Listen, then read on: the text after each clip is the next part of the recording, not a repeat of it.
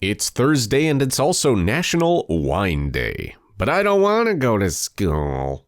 Oh, it's the other kind of wine. Anyway, I'm your host, Andrew, and this is Crypto Espresso, your teeny tiny daily shot of caffeinated crypto headlines, and I hope you have a grape day. First up, Alexander Vinnik, the co-founder of the now defunct Russian cryptocurrency exchange BTCE, is facing money laundering charges in the United States. Recent reports from the Wall Street Journal reveal that Vinnik is expressing optimism about a potential prisoner swap involving himself and the captured WSJ journalist Evan Gershkovich. According to filings submitted by Vinnik's lawyer, there have been political negotiations at the highest levels of the Russian government regarding a potential prisoner exchange. Vinnik stands accused of operating BTCE, a crypto exchange allegedly involved in identity theft and money laundering, including funds from the infamous Mt. Gox hack. Prosecutors claim that BTCE lacked proper KYC and anti-money laundering procedures, enabling criminals to freely utilize the platform. Cryptocurrency analytics expert Elliptic had previously suggested that BTCE handled Bitcoin linked to Fancy Bear, a Russian state hacking group suspected of being responsible for the 2016 DNC breach. Do Kwon, the former head of Terraform Labs and the creator of the Terra USD not-so-stablecoin, is back in custody in Montenegro after a higher court revoked his bail of 800,000 euros. He was arrested in March along with Han Chang-jun, the ex-finance officer of Terraform Labs, on charges of forging official documents. They were trying to flee to Dubai when they were detained by the police. The U.S. District Court of Manhattan has indicted Do Kwon for securities fraud, wire fraud, commodities fraud, and conspiracy, accusing him of orchestrating a multi-billion-dollar scam that collapsed in May of 2022 and shook the crypto markets. The U.S. and South Korean authorities have requested his extradition and the seizure of his computers and other devices. Both have denied any wrongdoing and offered their wives as guarantors for their bail.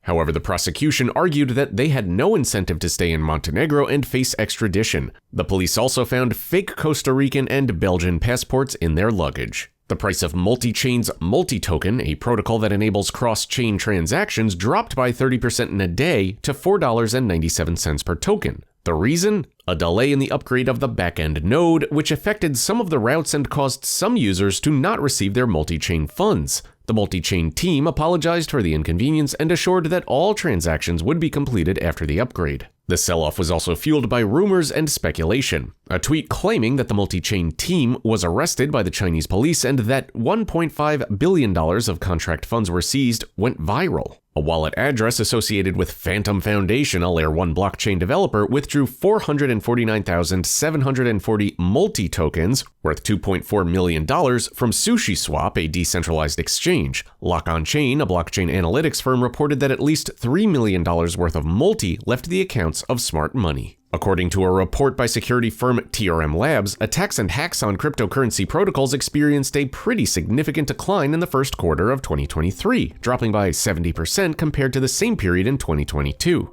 Despite a similar number of incidents, around 40, the average hack size decreased to only $10.5 million in Q1 2023 compared to nearly $30 million a year ago. TRM Labs also points out that victims of crypto theft were able to get back over half of their stolen funds in Q1 2023. TRM Labs cautions that the decline may only be temporary though, since a few large-scale attacks could lead to a dramatic fluctuation from month to month. Factors like enhanced cybersecurity practices, stricter regulations, and increased collaboration among industry participants are believed to have contributed to the decline, offering hope for a more secure crypto future. And finally, starting on June the 1st, Japan will implement stricter anti-money laundering measures for cryptocurrency transactions. The move aims to align Japan's legal framework with global crypto standards. These new measures include the enforcement of the travel rule, which requires any financial institution or crypto exchange that processes a crypto transaction greater than $3,000 to share customer information and the receiving exchange or institution. The data should contain the name and address of both the sender and the receiver, as well as their account details.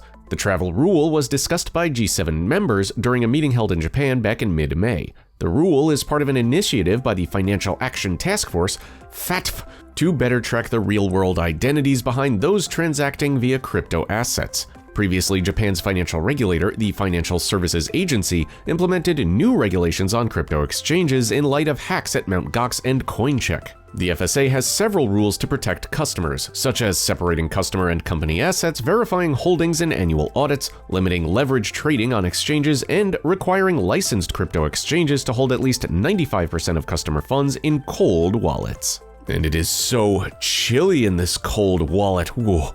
Better warm up by moving that mouse or finger around. To like this video, subscribe to our YouTube channel, and click on that little bell icon to get buzzed whenever a new Crypto Espresso video goes live.